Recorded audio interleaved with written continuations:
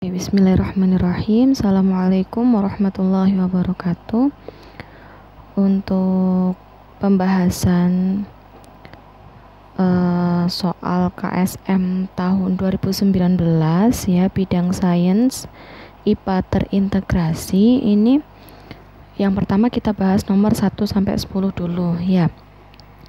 Terus Mem sarankan ketika ada waktu luang nanti coba ini hafalkan urutan dari Asmaul Husna, karena berdasarkan tahun lalu itu muncul juga. Jadi misal Ar-Rahman itu di Asmaul Husna urutan berapa, itu harus hafal ya, urutan Asmaul Husna. Selain itu nama-nama surah dalam Al-Quran urutannya juga harus dihafal kayak gitu. Karena walaupun kita ngerjakan IPA, tapi karena ini KSM ya bentuk soalnya itu terintegrasi, jadi ada religinya, ada fikihnya, ada akidah, ada Arabik dan lain sebagainya kayak gitu. Oke, ini nanti bisa dibaca sendiri untuk petunjuknya, nggak jauh beda dari tahun lalu. Langsung aja kita bahas soal yang pertama, yaitu nomor 1 di sini. Oke. Secara fitrah kita dalam kehidupan ini dimotivasi untuk terus bergerak ya, untuk terus bergerak di sini. Pemahaman tentang konsep gerak, bukan gerak ya, gerak menjadi penting. Suatu benda dikatakan bergerak jika terjadi perpindahan posisi benda dari tempat asalnya. Pergerakan benda ini disebabkan oleh, jadi pergerakan benda yang ditanyakan. Ini penyebabnya benda bisa bergerak itu karena apa sih? Kita lihat dulu satu-satu. Gaya yang bekerja pada benda.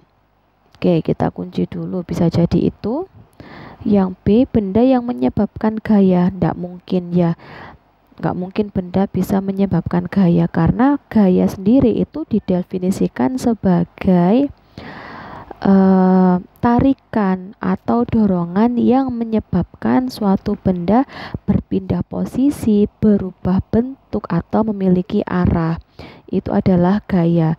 Jadi nggak mungkin malah benda yang menyebabkan gaya.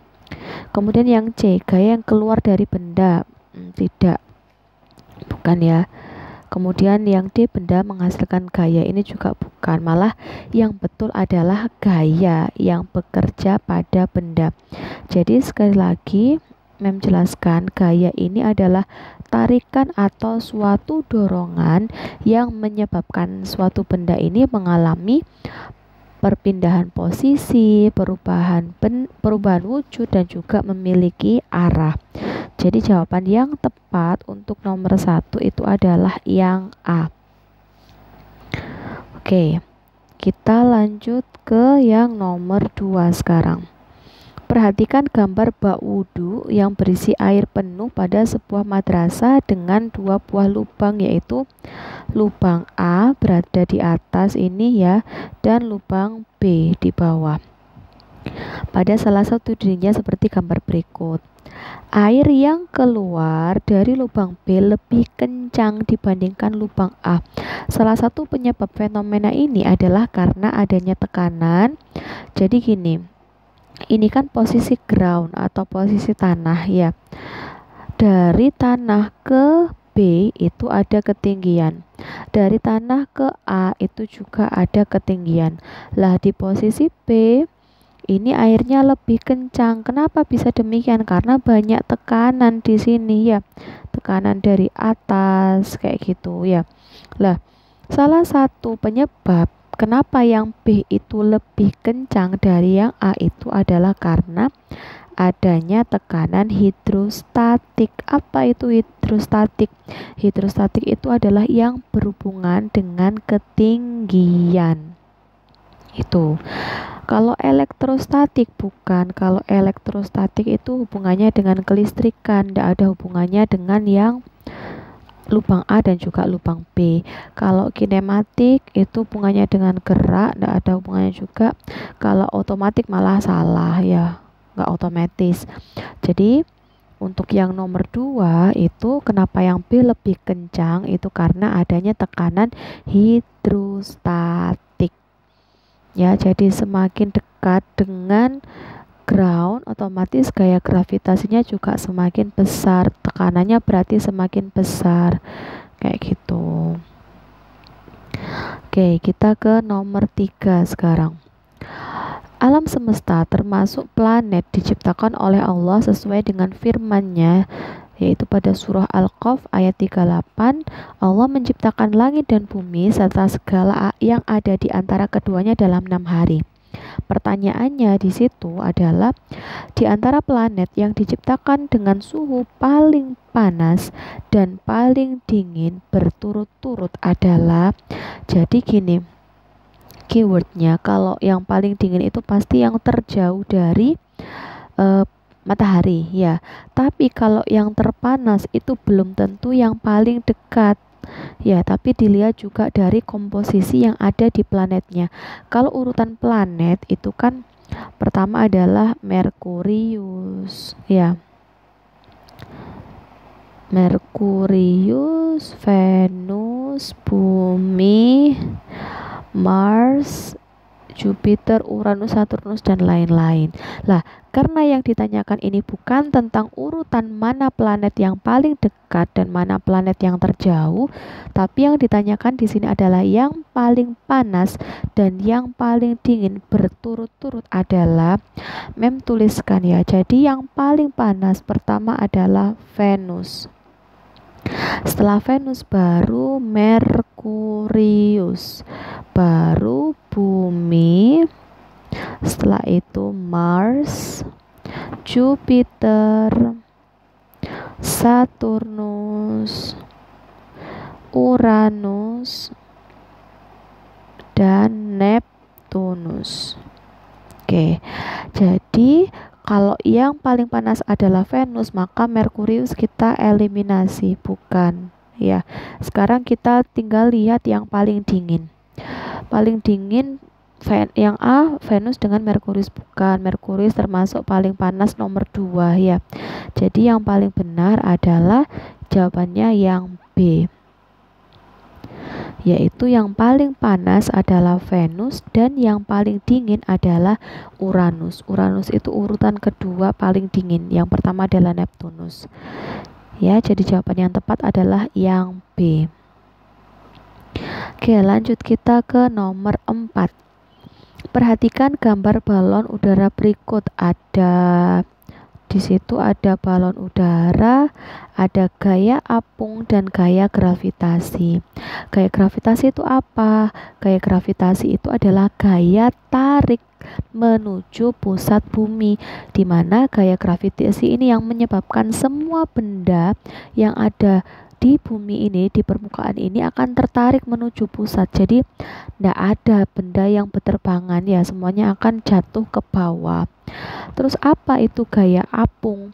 Gaya apung ini adalah gaya ke atas ya. Gaya apung itu adalah gaya ke atas yang melawan berat dari suatu benda. Itu adalah gaya apung. Lah, di sini pada balon udara memiliki setidaknya 2 gaya yang bekerja, yaitu gaya apung. Gaya apung tadi gaya ke atas yang melawan berat benda, dan ada gaya gravitasi, gaya tarik yang menuju pusat bumi. Lah, apabila balon bergerak naik, maka itu disebabkan oleh, kalau balon ini bisa naik berarti otomatis gaya apungnya, gaya ke atasnya itu pasti lebih besar daripada gaya ke bawah atau gaya gravitasi. Nah, sekarang kita lihat di jawabannya. Kita lihat yang A. Tekanan ke atas lebih besar daripada gaya gravitasi. Oke, tapi kita tidak bahas tekanannya ya, kita bahas gayanya. Yang B, gaya gravitasi lebih besar, tidak mungkin. Kalau dia lebih besar, pasti akan jatuh ke bawah. Tekanan ke bawah lebih besar daripada gaya gravitasi. Sekali lagi tidak bahas tekanan ya. Berarti yang D, gaya apung lebih besar daripada gaya gravitasi. Lah, ini yang paling cocok ya. Jadi gaya apungnya itu lebih besar, karena dia lebih besar maka naik ke atas, bisa naik kayak gitu. Oke, kita lanjut ke nomor 5. Fenomena terjadinya siang dan malam telah difirmankan oleh Allah dalam surah Al-Imran yaitu sesungguhnya dalam penciptaan langit dan bumi dan silih bergantinya malam dan siang terdapat tanda-tanda bagi orang-orang yang berakal. Terjadinya siang dan malam dalam ayat ini berkaitan dengan akibat terjadinya rotasi bumi. Rotasi bumi itu masih ingat kan ya, perputaran bumi pada sumbunya. Berikut ini fenomena lain yang terjadi akibat rotasi bumi. Terjadinya perubahan musim. Kalau musim itu revolusi ya, kalau musim. Menyebabkan bumi berbentuk bulat sempurna. Bukan. Terjadinya perubahan waktu di permukaan bumi bisa jadi, tapi sebentar, tunggu dulu yang D. Menyebabkan satelit buatan manusia tidak berfungsi, bukan ya. Maka yang paling tepat adalah yang C. Karena bumi itu setiap harinya berputar, maka terdapat perubahan waktu di permukaan bumi ya. Ada siang, ada malam, kayak gitu. Oke, jadi jawaban nomor 5 adalah yang C. Sekarang nomor 6. Rasulullah SAW bersabda bahwasanya matahari dan bulan adalah dua tanda dari tanda-tanda kebesaran Allah. Allah mempersatukan hamba-hambanya dengan keduanya. Gerhana matahari bukanlah karena matinya seseorang atau lahirnya. Maka apabila kamu melihat yang demikian, hendaklah kamu sholat dan berdoa hingga selesai gerhana. Hadis riwayat Bukhari dan Muslim. Umat Islam disunahkan melaksanakan sholat gerhana atau sholat khusuf. Lah, yang ditanyakan di sini adalah fenomena gerhana bulan terjadi jika, jadi kalau gerhana bulan itu adalah matahari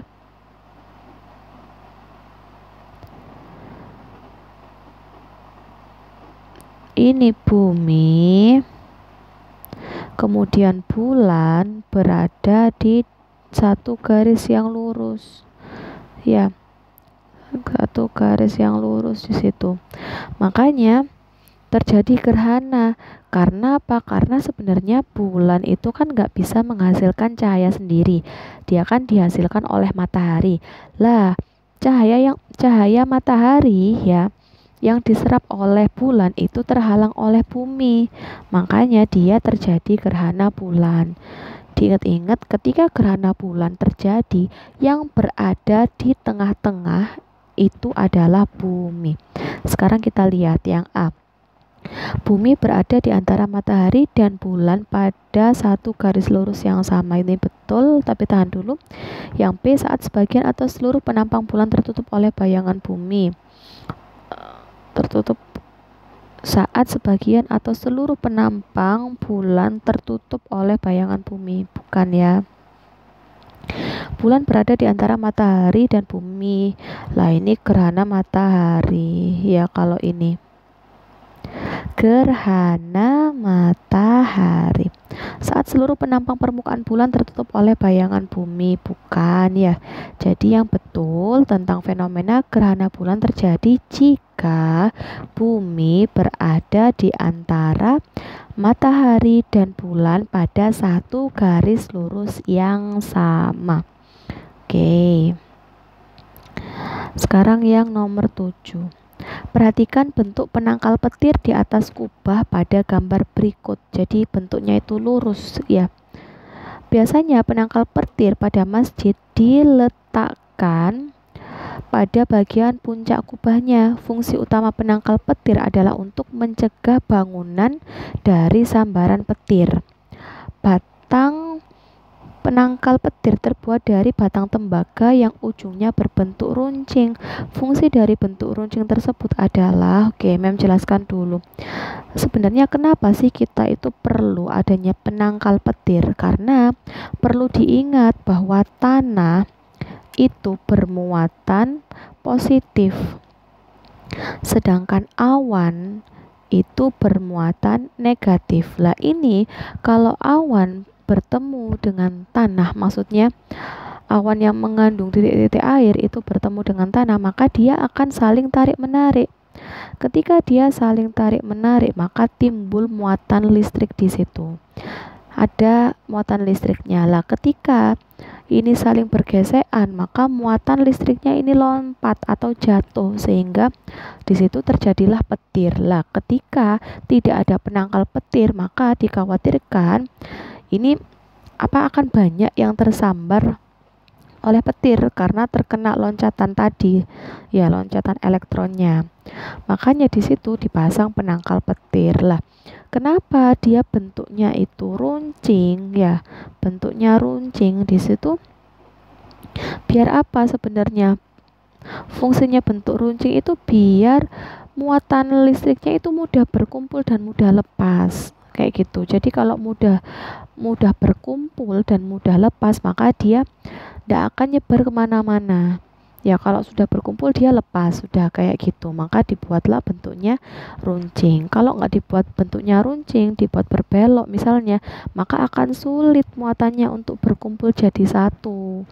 Maka dikhawatirkan elektronnya tadi lompat ke benda yang lain, kayak gitu. Kita lihat yang A. Fungsi dari dibentuk runcing adalah muatan listrik mempunyai sifat mudah berkumpul dan lepas pada ujung batang logam. Lah, ini langsung ketemu jawabannya ya. Jadi yang nomor 7 itu adalah jawabannya A. Biar mudah berkumpul dan lepas. Oke, next. Kita ke nomor 8. Perhatikan pemasangan pengeras suara pada beberapa masjid seperti gambar berikut. Pengeras suara ya, tahu-tahu ini pengeras suaranya. Nah, pengeras suara dalam penggunaannya memanfaatkan prinsip elektromagnetik yaitu gelombang ya. Komponen utama yang terdapat pada alat elektronik ini berupa magnet permanen didukung oleh elektromagnetik. Prinsip kerja dari alat ini, jadi yang ditanyakan adalah prinsip toaknya atau pengeras suara di masjid adalah mengubah energi listrik menjadi energi gerak, bukan. Mengubah energi listrik menjadi mengubah energi magnet menjadi listrik, bukan. Walaupun di situ ada kata-kata ini ya, elektronik ini berupa magnet permanen, tapi dia bukan dari dia energinya bukan bersumber dari magnet, tetap dari listrik ya. Yang C, mengubah energi listrik menjadi energi bumi. Ya, betul ini. Jadi dari listrik menjadi bunyi. Kalau yang D, mengubah energi magnet menjadi bunyi, bukan ya. Jadi walaupun elektronik ini, alat toa ini atau pengeras suara ini berupa magnet permanen, tapi sumber energinya bukan dari magnet, tetap dari listrik. Dari listrik dirubah menjadi bunyi. Oke. Nomor 9. Di kebun madrasah ditumbuhi dengan berbagai tanaman sebagai program penghijauan. Melalui penghijauan akan diperoleh oksigen yang cukup. Pada pagi-pagi sekali setelah sholat subuh, pada dedaunan sering ditemui bulir air yang jernih seperti terlihat pada gambar. Peristiwa mengembun di atas menunjukkan adanya proses. Jadi sudah ada kata mengembun, jelas embun itu berasal dari gas yang ada di sekeliling kita, kemudian terkena hawa dingin. Karena terkena udara yang lebih dingin, maka gas itu jatuh berupa menjadi titik-titik air atau cairan. Jadi mengembun itu adalah proses perubahan wujud gas menjadi cair ya. Wujud gas menjadi cair. Mengembun. Kalau mengembun itu ada mengendap dulu ya. Ini pengendapan wujud gas menjadi cair ya. Oke. Nomor 10. Salah satu bentuk kebiasaan menjaga kebersihan adalah rasa nyaman di kamar mandi atau ruangan yang harum. Kapur barus atau camper biasa digunakan orang sebagai pengharum ruangan dan toilet. Aromanya yang segar mampu mengusir bau, mengusir serangga dan hama seperti semut, ngengat, cicak, dan kecoa. Terciumnya harum kapur barus karena ada peristiwa kimia yaitu menyublim. Lah, kalau menyublim kapur barus ini kan awalnya berupa padat. kemudian habis, berarti berubah jadi gas ya. Jadi kalau menyublim itu adalah proses perubahan wujud zat padat menjadi gas. Jadi jawabannya adalah yang B. Oke. Sampai sini dulu untuk part 1 ya. Setelah ini akan kita lanjutkan di part 2 yaitu nomor 11 sampai dengan nomor 20.